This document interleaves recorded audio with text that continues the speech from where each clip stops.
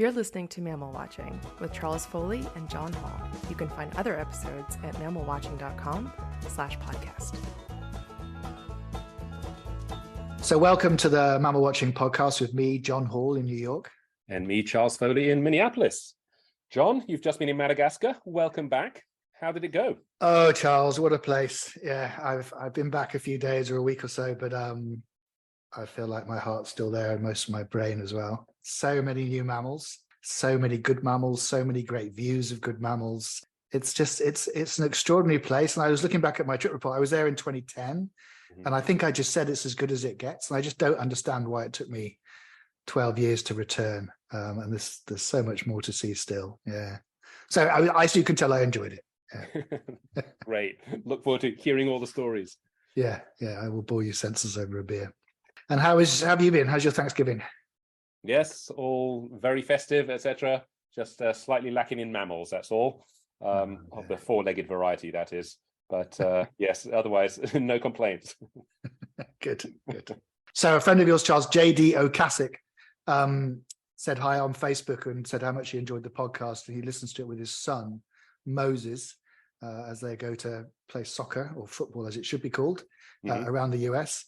And I wanted to give a shout out to his son, who at just 12 years old, this is Moses Swanson Wamisika, I'm sorry if I pronounce it wrong, at just 12 years old, has just seen his 100th mammal this year. Although they live in the US, he saw it in Zimbabwe, and it was a South African tree squirrel. Slightly underwhelming for the 100th, but I'm sure he's got some good ones under his belt. But that's amazing at 12 to have his 100th mammal.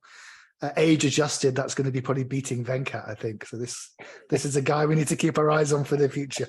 It's coming up the ranks. Absolutely, that was great. They write me messages every so often and just say, we got up at 5 a.m. to go out around DC to look for mammals, etc. And they tell me all the things they've seen. It's absolutely fantastic. It's just great. So loving it, and I hope that he does eventually come and lay down the marker. I hope so, and I hope he sends some trip reports soon. Soon, Moses, please. At 12 years old, I think I've seen about 4 species of mammals maximum. So you're on a roll, and you're going to be overtaking all of us very soon, I imagine. Right. So as we said, Charles, today I've been asking you to be the guest on this podcast since we started, but you're in your usual modest way. You've always wanted to put the spotlight on other people, but the time has come to talk to Charles Foley, the man, the myth, the legend, about his mammal watching life and times. Can you tell us how you started this interest in mammal watching? Yes, John. I am one of those people who can pinpoint to the day when I became a mammal watcher. And I believe I've recounted this story in the past on the podcast, but we were living in South Africa at the time, where my father was a diplomat. And when I was 7 years old, they took us to the Kruger National Park and got there about 4:00 in the afternoon, drove through the main gate, a couple of 100 yards down the road, and there, off to the right, there was a giraffe with 2 red-billed oxpeckers on its neck. And that was it. I was just smitten. And after that, all I wanted to do whenever we traveled anywhere was go and look at mammals. And I would spend most of my time reading mammal books, and I would do slightly geeky things like I remember spending days trying to construct the taxonomy of the wild goats and sheep, because but back in those days there weren't that many guides that had all of the mammals in the world, and so you couldn't go online, for instance, and just look up the red list. So you had to sort of piece it together yourself from books and papers and that sort of thing. So that's what I spent most of my time doing. And then I remember there was a friend of my father's, and South African chap. His name was Ken Tinley, and he was doing his PhD studying, I believe it was Liechtenstein's hartebeest. And I thought, wow, someone could actually do that as a job. And so I asked my mother, I said, Mum, what do you call someone like Ken? What's their job description? And she thought about it for a bit and said, well, suppose we'd call him an ecologist. So I said, right, that's it. That is what I'm going to be. Wow. And, as you well know, John, I am excellent at ignoring and shirking any work that I'm not interested in, right? So basically, I had no choice but to become a biologist. And so I studied zoology for my first degree, and then I went to Mount Kilimanjaro for a year, and then I started my PhD in Tarangire, and I've been working as a biologist, conservationist ever since. Wow. And did your parents, did they indulge you I mean, they took you up to the Kruger at 7 years old, so obviously they did to an extent, but were they happy to further your mammal watching life and times as a child, or was it just something that you did occasionally? No, they did. My father was a birder, so he tried to like take me over to the dark side, but fortunately I resisted. And of course, they knew that as a biologist you were never going to make any money, so they wanted me to become a vet or something like that. And but again, I resisted, and then they just gave up and they said, "All right, off you go, let me loose." Nice. So there you are. You graduated. You're Oxford, right? And then you end up in Mount Kilimanjaro. How did that happen? That can't have been easy. Yes, well, as is often the case, it's a sort of combination of sort of luck and circumstance, with a little bit of hard work thrown in. So at Oxford, they had a tradition of sending undergraduates out on what they call expeditions, right? It was at the Oxford University Exploration Club. And this went back to people like Wilfred Thesiger, for instance. And these days, it's more people going and doing field work out in the field. And, group of people get together and decide, okay, let's try to go to a certain country. They raise some money, and then they go off and they spend a couple of months over the summer working there. And when I found about this, I thought, this is great. So my first summer, I went to Bolivia, to the Pando region, to do surveys on Geldy's monkey. My second year, I actually went off by myself to Kenya for 2 years. And then after graduating, a very good friend of mine, John Grimshaw, and we decided that we were going to go to Africa and spend a year doing field work. And when I was in Kenya, I met a chap called Ian Douglas Hamilton, who's really the sort of guru of the elephant world. Yeah. And Ian, so he was the first one to really do behavioral studies on elephants in the wild. And Ian said, "Charles, don't come to Kenya. You should go to Tanzania," which of course is where he had done his PhD in Lake Manyara. Said, and in fact, why don't you go to Mount Kilimanjaro to count the elephants there? So I said, all right, we'll do it. And so John Grimshaw and I, we planned this, and we needed about £30,000 to make this work.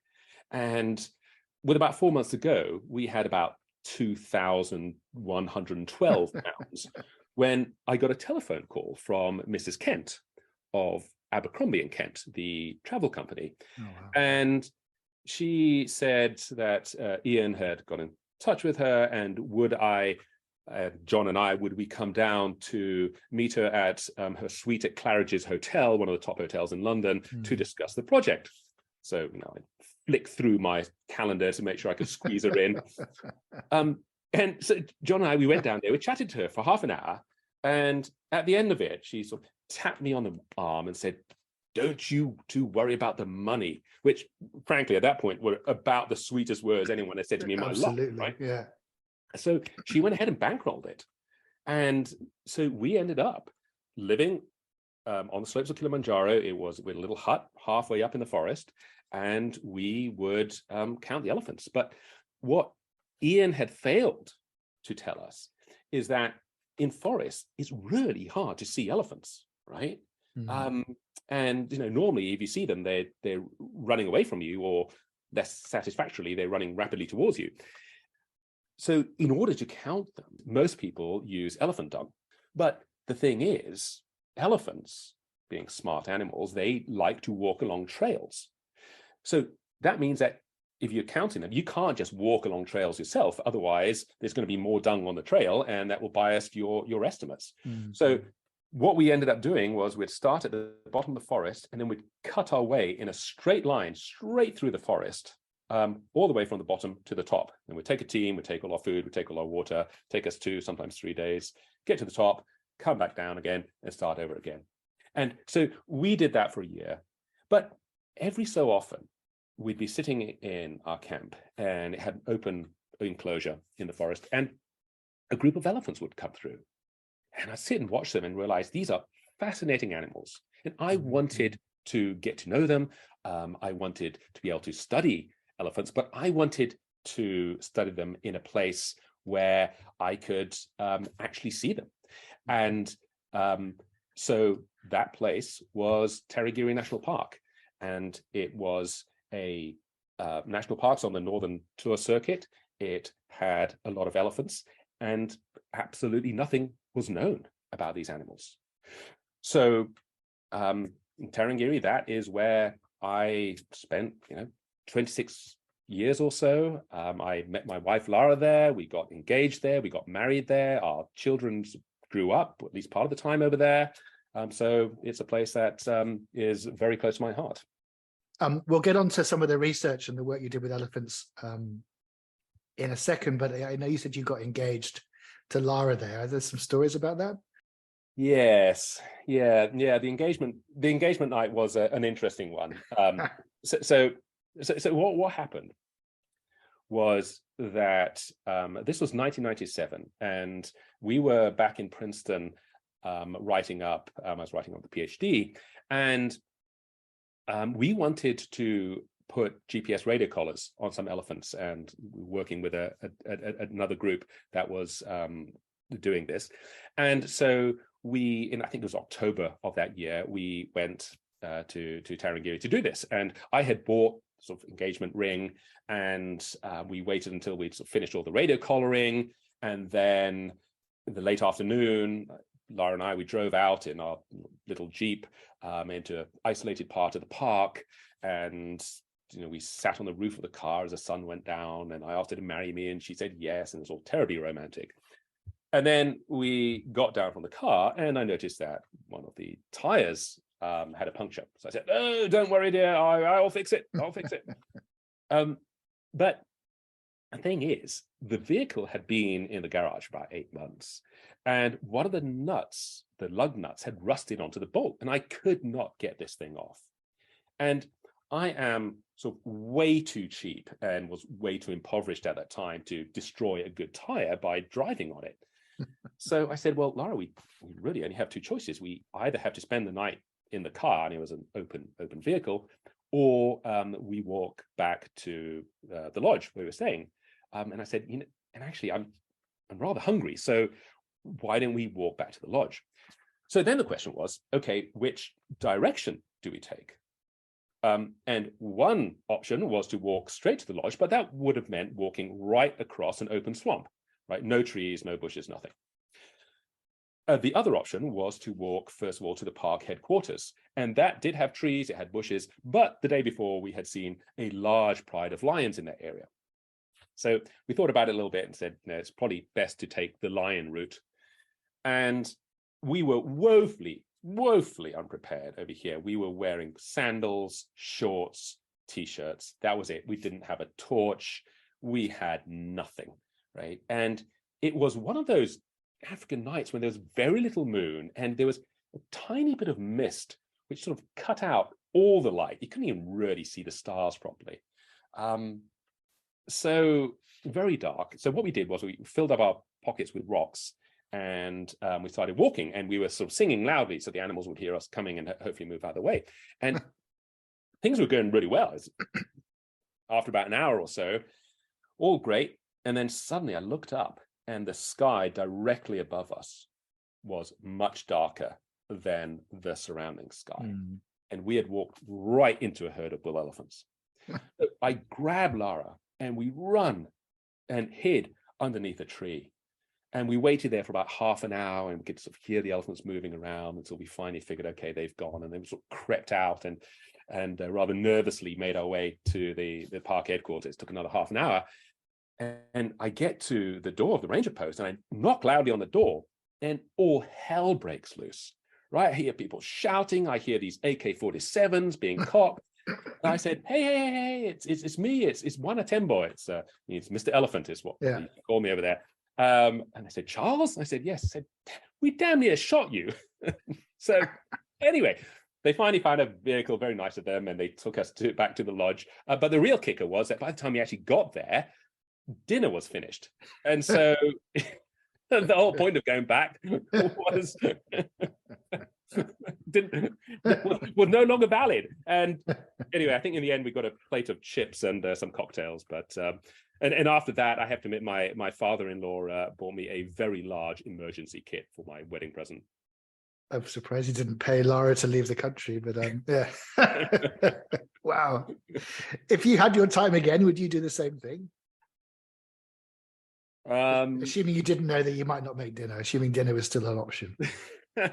No, I probably wouldn't. I've walked, I've had to walk back plenty of times, but you're taking slightly too many risks doing it at night. Hyenas find you. I probably Buffalo are probably one of the main ones. So no, I probably would have stayed in the car or driven on the tire.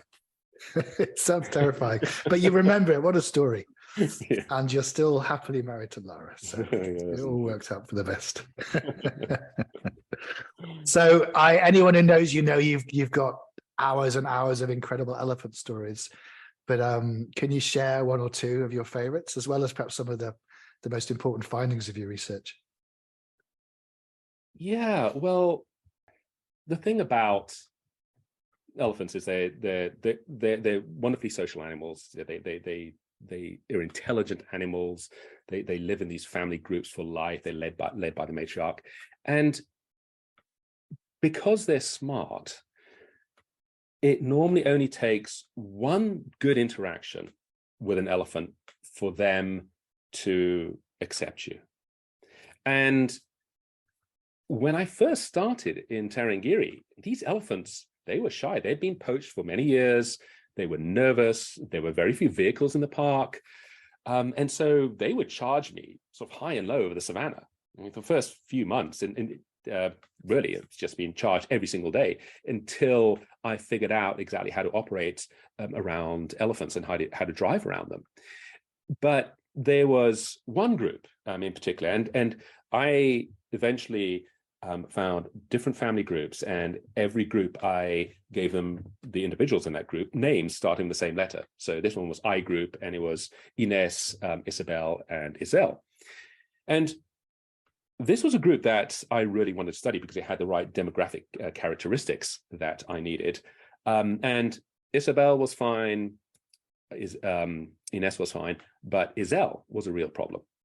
And she was only about 25 years old at that time, but she was very nervous. And every time that I would get close to them, she would start getting more and more agitated. She'd start throwing dust over herself. Then she would start trumpeting, and then she'd start screaming, and then she'd run, and all the rest of the group would follow her. And this happened multiple times. And it came to the point where I thought, I'm not going to be able to use them as one of my focal groups. And then one day I was sitting in my vehicle down by the river, watching a group of elephants, and there comes I group, and I thought, oh no, here we go again. And I saw Isel, and she was there with her young infant, and she came closer and closer and closer, and eventually she came right up to the car, and she sniffed the side of the car, and she came to my side window, sniffed me, and she walked on. And that was it. From that day forward, I could do just about whatever I wanted around Isel. She was one of the very few elephants that I would feel comfortable enough so walking around if I needed to get out of the vehicle for something. And it got to the point where when she was in estrus and if she was being harassed by males, she would actually come and stand right next to the vehicle because she knew that the males were scared of the vehicle. So they really are extraordinary animals. And you ask about research results. Obviously, over the years, there's a lot of information has come out of the project, but one of the principal results from this was the importance of having old matriarchs in a population. And you see, many of these elephant populations have been poached in the past. And when people think about poaching, they just think about how many numbers of elephants have been shot. But poaching is a selective process. So poachers will take out, first of all, the big males, because they have all the big tusks. So all the males in the sort of 60s, 50s, 40s, 30s, and then they switch to the females. And which do they shoot? They shoot all the females. Again, they've got the biggest tusks. And so if you have a very heavily poached elephant population, what you find is that there's a highly skewed sex structure with very few males and a highly skewed age structure with very few older individuals, right? And sometimes you may get virtually no individuals over the age of 30. It's almost like a Lord of the Flies scenario. So in Tarangire, what was interesting was that during the height of the poaching in the 1970s and 1980s, some of the family groups obviously stayed inside the national park and suffered relatively low levels of poaching and still had older matriarchs in the sort of late 30s, early to mid 40s. Whereas some other groups, they had probably spent more time outside the park and they'd been decimated. So, for instance, there was one female, her name was Crosstusk. When I first identified her, she was 15 years old. It was just her and her infant. She didn't have any family group, any of the sort of further extended bond groups. That was it. It was just by herself. But what this meant was that the poachers had unwittingly sort of created an artificial experiment in social dynamics. It allowed me to see what did it mean to live in a family group with an old matriarch versus a young matriarch. And to sort of cut to the chase, what for the first 10 years of the study really didn't make much difference at all. The females did just as well all the time. But right at the beginning of the study, it was basically 92 to 94, there was a severe drought. And severe to the point where there was virtually no grass or vegetation for the animals to eat. And I would see zebra and wildebeest walking around just simply dropping down dead, right? And what happened was that most of the elephants left the park, but not all of them. Some of them stayed in the national park. And those that stayed, they had a terrible time because every day they'd have to go from the river up one ridge, down the next valley, up the next ridge, just to be able to get to the food. And they became emaciated, the females stopped weaning, so they'd abandon the infants, and the lucky infants would get killed overnight by lions and hyenas, and the unlucky ones would die over several days of thirst, basically. And I think it was 40+% of all of the infants under 5 died in the groups that stayed in the park. But then the rains came, and this was, I think, February of 1994, and the animals that had been outside the park returned. And most of them still had their infants. In fact, their infant mortality was no different to an average year. So then I started thinking, okay, why? What is the difference? And it wasn't just that, ones with young matriarchs stay behind. I mean, Crosstusk, the 15-year-old, she had left. And it really didn't start making sense until I had several years of data. And the point is that elephants have an expanding level of social hierarchy. So you've got the family group, and you've got bond groups, which are families that are split up in the past, and then clans and subpopulations and the population as a whole. And there's probably a sort of like genetic basis to these. And what I found was that the animals that left belonged to 2 clans. It's what I call clans, other people call them subpopulations. And both of those had some females over the age of 35, females in their early to mid 40s. Whereas the ones that stayed behind only had a single female over the age of 30. She was 30 to 35. And what I did was I looked back at the rainfall records for that area, and sure enough, the last drought of that magnitude had been 1958 to 1961. So the elephants that had stayed behind, they would have been either extremely young or would not have been born during that time. Whereas some of those from the clans that left, they had some adult females that would have been 5, 10, possibly even 15 years old at that time. And they would have followed their grandmothers and found areas of food, but more importantly, permanent water, right? That is the key.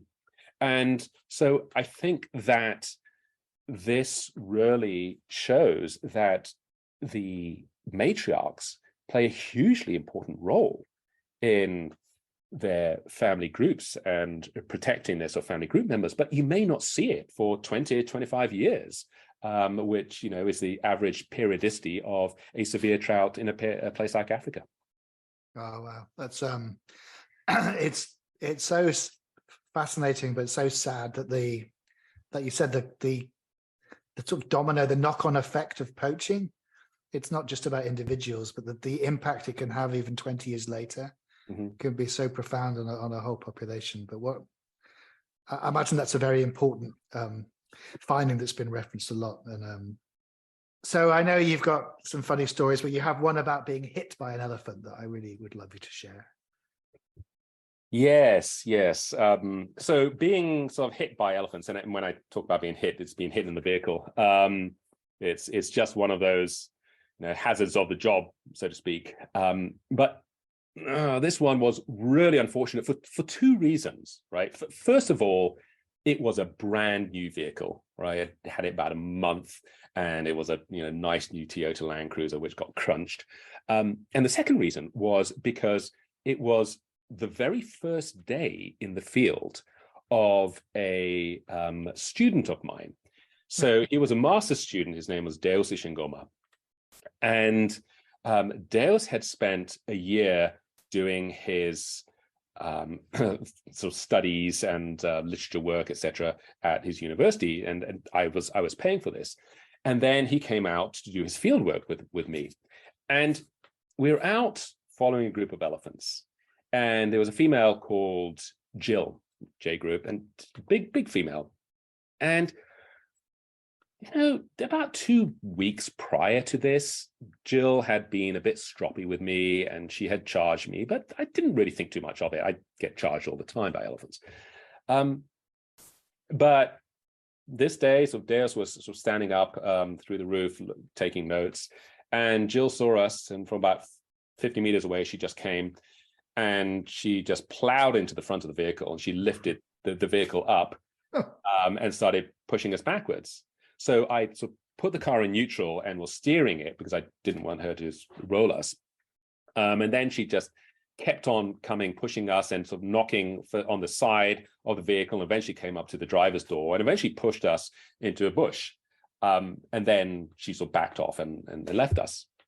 And we were both pretty shocked. But I don't like leaving it with elephants where they feel that they might be dominant, because otherwise it leads to trouble down the road. So I basically challenged her again, and we had a little bit of argy-bargy where I'd push her back, she'd push me back. And anyway, we then left it after about 5 minutes and went back home, me in a real huff, and went back to camp. And then after about half an hour, one of my staff came and said, "Charles, you need to come and help. The student is sitting in the car in his towel, refusing to come out."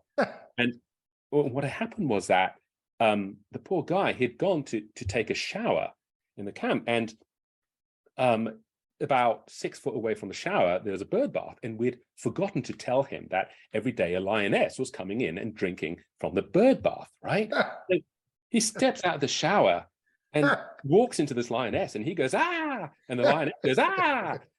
And they both flee in opposite directions. And he's in the car, and I think, oh my God, I've lost him. The very first day, and I've lost him. Anyway, I eventually prized him out of the vehicle, and all credit to him. He stayed on. He ended up doing an excellent master's degree on sort of the genetics of the males in the population. But he now works in the medical field. That was a bit.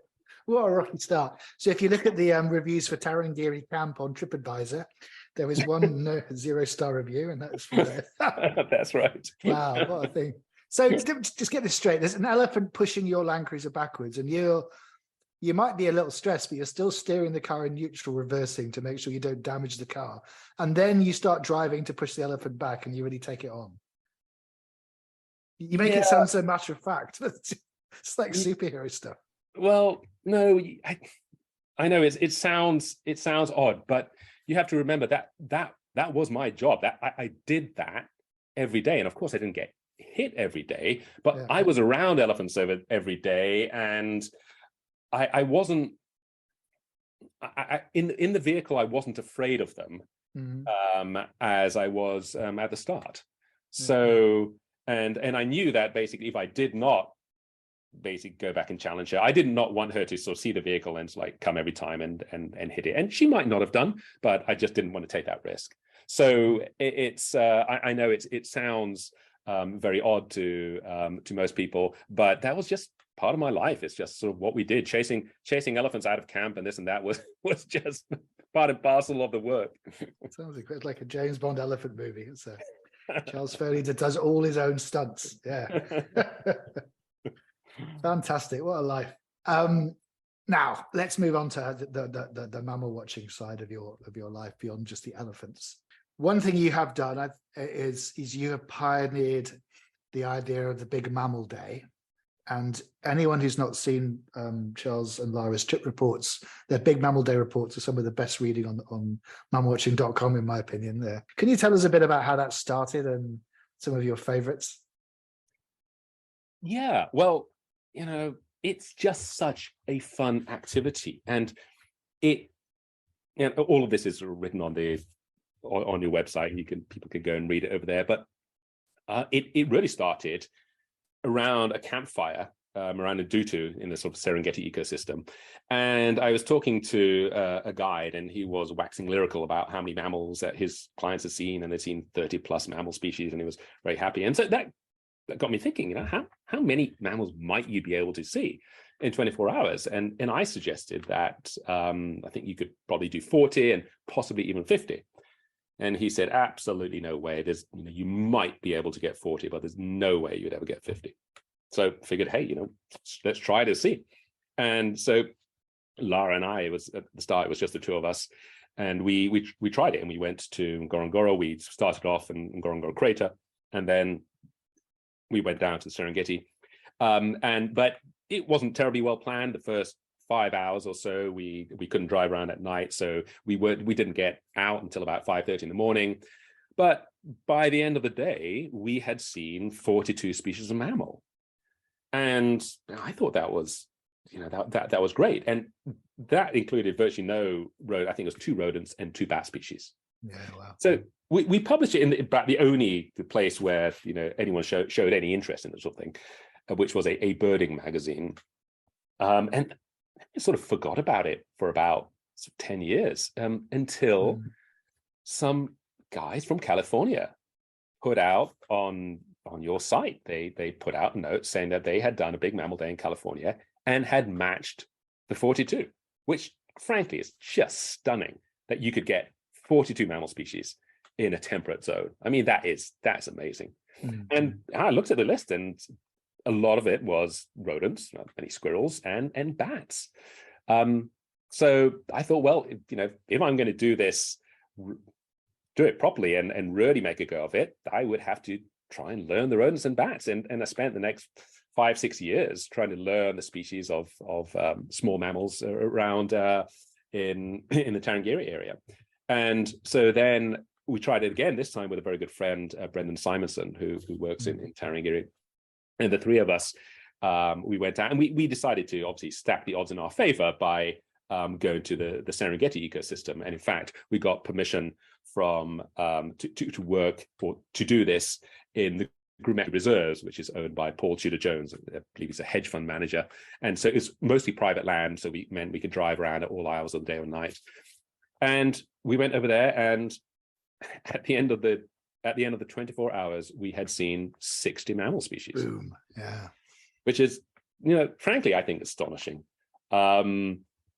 And so we sort of put that out there. And then before we left, Brendan said, Charles, we should do it in Tarangire just to see roughly how many we would get. And said, yeah, why not? Hey, this is a lot of fun. So we did it in Tarangire. We did it in the national park itself and the adjacent Manyara Ranch, which you and Amber visited with me some time ago. Yeah. And I was expecting we might get about 50 mammal species, and we beat the record. We saw 64 in 24 hours. And what I hadn't realized was just how important it is to know the ecosystem incredibly well. And when I'd actually sort of gone back and sort of looked at the list, and almost 50 of those mammal species we knew either exactly or more or less where they might be. And that, that local knowledge, you just can't be beaten. So, then sort of put the gauntlet out over there and try and encourage other people to do it. And the main thing is just to try and promote natural history skills. Get people out at times of the day that they're not out there. Get them learning about the bats and the rodents, etc. And, other people have been doing it. And Stratton and Zarek, they did it in the Mara, and they actually got a figure that actually surpassed ours in Tarangire. And, they actually sent out their bat data to other people, to their bat records, to get them to identify, etc. Which, if you look at the birding rules, don't really work. And ultimately, it's all about having fun. But really, what we need to do is come up with some sort of way that encourages people to go out and see these things. And try to figure out what to do about those small animals like the rodents and the bats, because they can be incredibly difficult to identify. So we don't want to put people off, but you also want to encourage people to learn about the natural history. So that's an argument, or not an argument, but that's something that we still need to work on. But I highly encourage everyone to do it. You can do it in your backyard, you can do it in your state, you can do it in your county, whatever it is.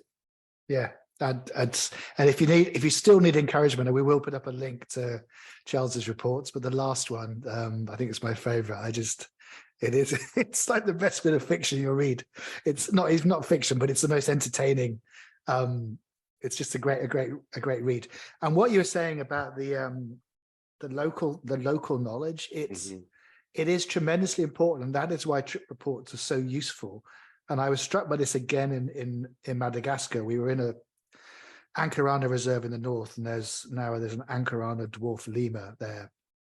And I was talking to the local guys about how do we see this, and they had a chat, and they go, we saw, basically they'd seen one 3 years ago before COVID with some researchers, so they knew where they'd seen it. And I said, well, let's go there and we'll look there. And we took a hike and we saw the Singi, the rock formation, and came back in the dark, and we were just saw all sorts of lemurs, but none of these dwarf lemurs. And we were literally 40 meters from the tree the guy had pointed at where he'd seen the dwarf lemur 3 years ago. And there we saw one.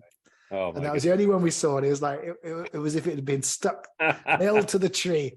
So I just said that is why I took reports with all that detail. You think animals move around, obviously they do. But at the same time, if you've got a location like that, it's a great place to start. Yeah, Absolutely. It really helps. Indeed. Yeah. Right. So big mammal days aside, you've done a ton of mammal watching around the world. What's your favorite experience? Well, to be honest, John, my favorite mammal watching experience was actually with you. It was the trip to look for the pygmy hippo in Sierra Leone. And I know we've sort of alluded to it, and you can read about it online, but that was a wonderful trip. At least it was for me.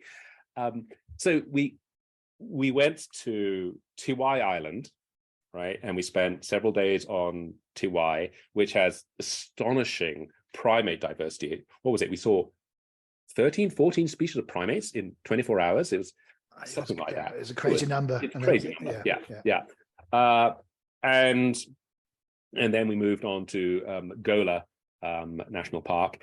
And so on Tiwai, we sort of would walk around at night. We would take canoes. We would go in the motorboat, didn't we? We went out one night in a motorboat, and I don't know. We came across some relatively fresh hippo sign, but I've no idea how close we were to actually seeing a hippo.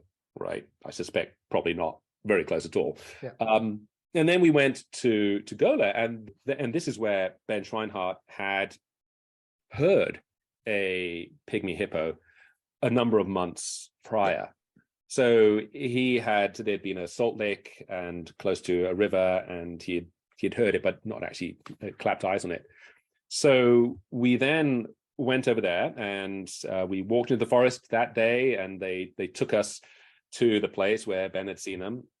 And right away we looked, and our hearts just sank didn't they? It was this.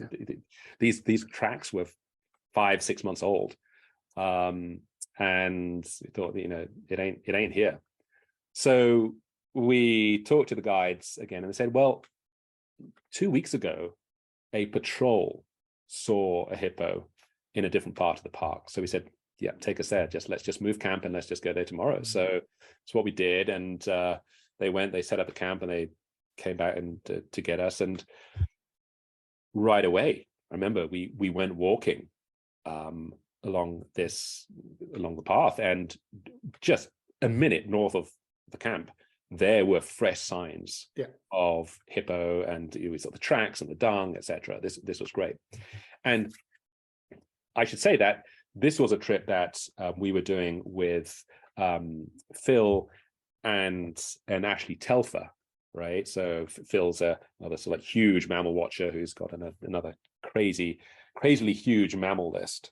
Very, very nice people. Yeah. And so we spent, so now we knew that the hippo was in the area. The question was, okay, how do you actually see it? Because the hippo was obviously using both the river, but he would come out onto the bank.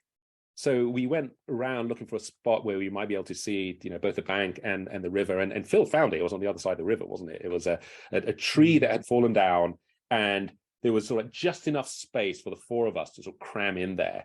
And we could sit there, and we could sort of actually look a little bit down the river and see some of the places where the hippo appeared to be coming out. And I remember in the roots of the tree, there were these enormous spiders. Oh God, there's so many bugs. Yeah. And we just try to put it out of our minds. I just don't think about them. And so first night we stayed up and didn't see anything. And then the next day I was in camp, and I committed this sort of absolute rookie error, which was I felt something crawling on my skin. It was on the back of my neck. And when you feel something crawling, you never hit it with your hand, smash it. You always flick it off. So what do? I smear this thing all across the back of my neck. And it's one of those hairy caterpillars which have sort of toxins in their hair. And right away, my neck started getting red and itchy and whatnot. So I took a couple of antihistamines, and then had dinner, and then we were going to go out and for a walk to try and find pangolins or whatever we could see. And I said, guys, I'm going to stay by the hippo place. And so you said, okay, I'll join you, Charles. And so Phil and Ashley sort of went off on the walk, and that was the very first time where you were using the thermal imager. Yeah. Just this magical device. And so we were sitting over there, and it was quite early. It was about 9:30 or something, wasn't it? Sounds about right. Yeah. And all of a sudden we were just sitting there quietly, not making any noise, and we heard a splash in the distance. We sat up, and you just kept on scanning, and eventually just said in a fairly calm voice, I must admit, said, Charles, there is something moving in the river, and I think it's a pygmy hippo. And so I took the thermal, I looked, and there were all these white rocks in the river, weren't they? Because there was all the white heat rocks. And all of a sudden, one of the rocks started moving against the current, and then it sort of put its head up till the ears out, and there was a hippo. And I was just really in shock. And then we watched it for about 5-6 minutes. We're just watching it as it just went absolutely silently in the river. And then we lost it. And we were looking up and stream, downstream, couldn't see it. And then all of a sudden I looked directly opposite. And this thing had come out of the river, standing on the bank. And we hadn't heard a thing. And so we both got a look at it through the thermal, and then sort of lit it up with a torch.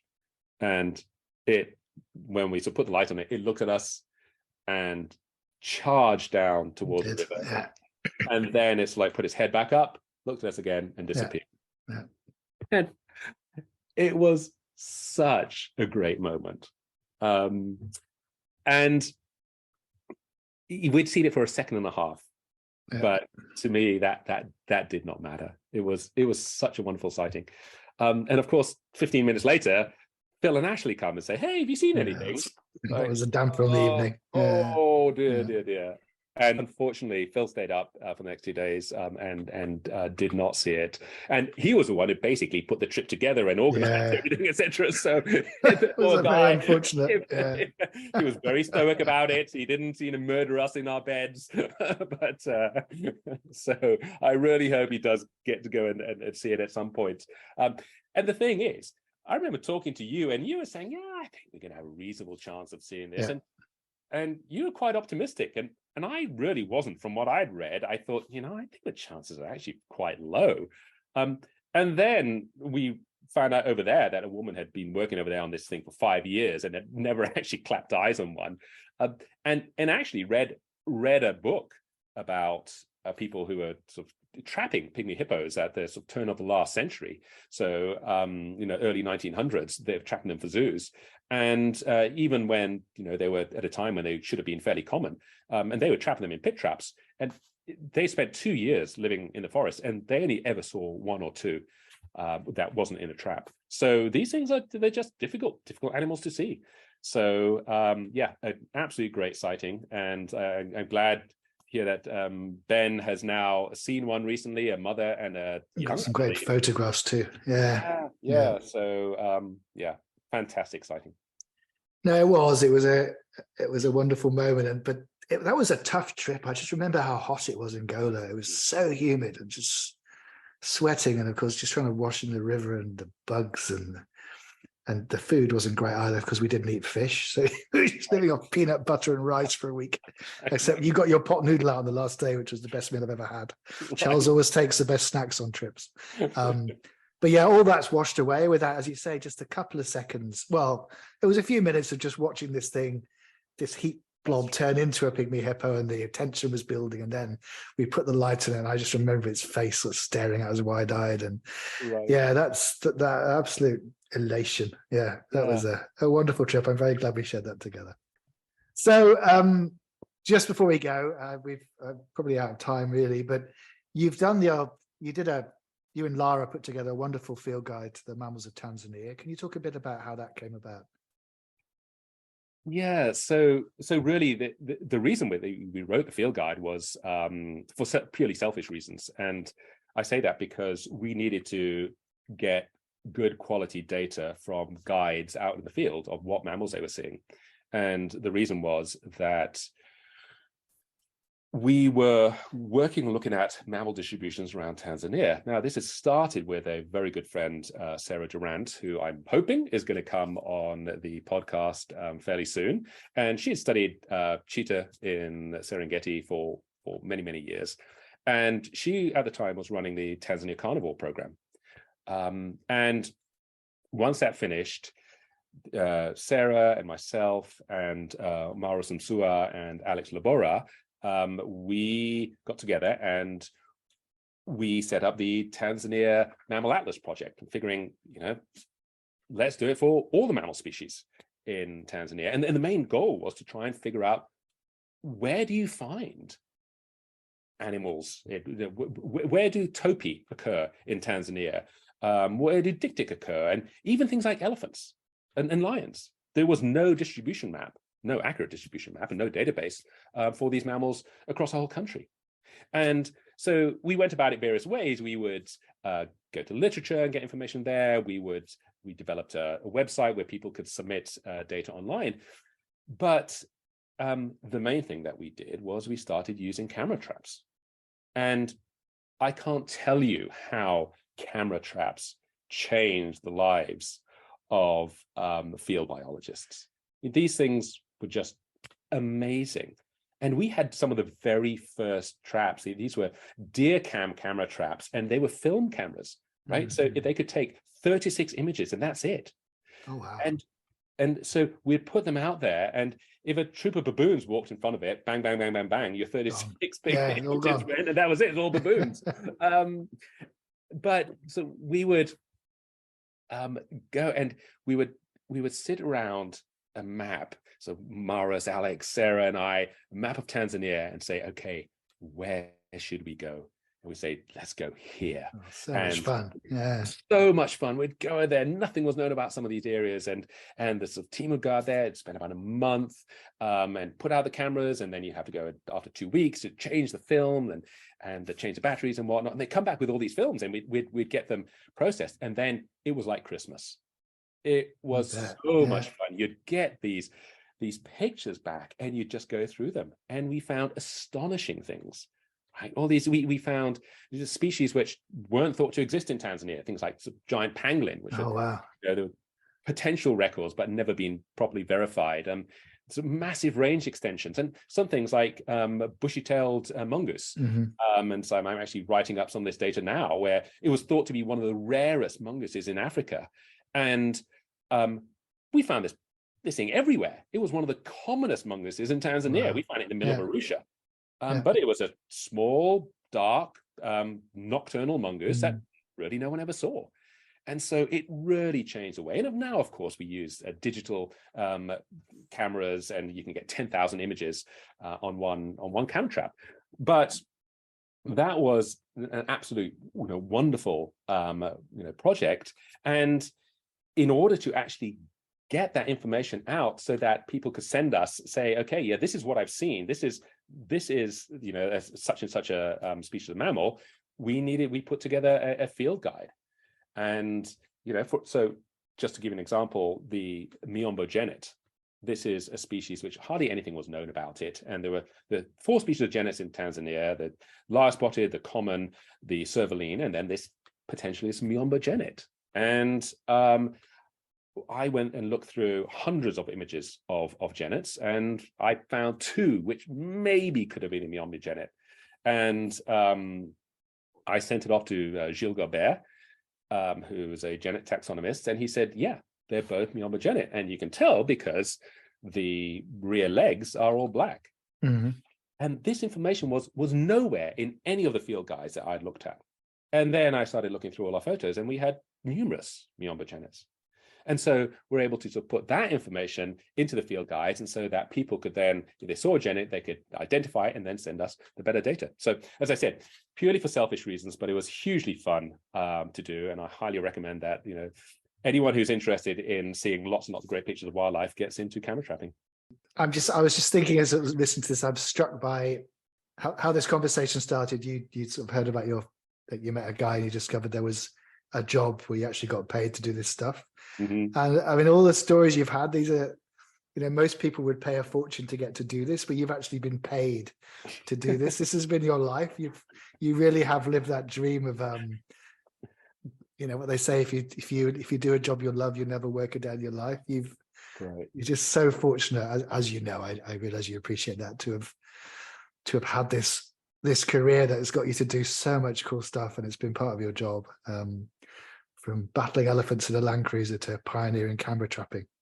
I'm very, very envious, and I hope you'll inspire lots of younger mammal watchers when they hear this to follow in Charles Foley's footsteps. Well, yeah, I have to admit, yes, I have been incredibly lucky, and that luck is one of those factors that you just can't take out of the equation. Sometimes just get lucky, and okay, you need to follow through on things, but really, I know so many other people who just would have liked to have done this, and who are brilliant and much more intelligent than me, and write much better than me, etc., and just they just didn't get that break. So yes, I feel fortunate every day. Yeah, well, I'm very glad you've had the luck, as you modestly put it, that you've had. Charles, it's been a real pleasure talking to you about all this. Thank you so much. Absolutely, John. Thank you, and we'll talk again in another couple of weeks, I suspect. I'm sure we will. You've been listening to Mammal Watching with Charles Foley and John Hall. You can find other episodes at mammalwatching.com/podcast.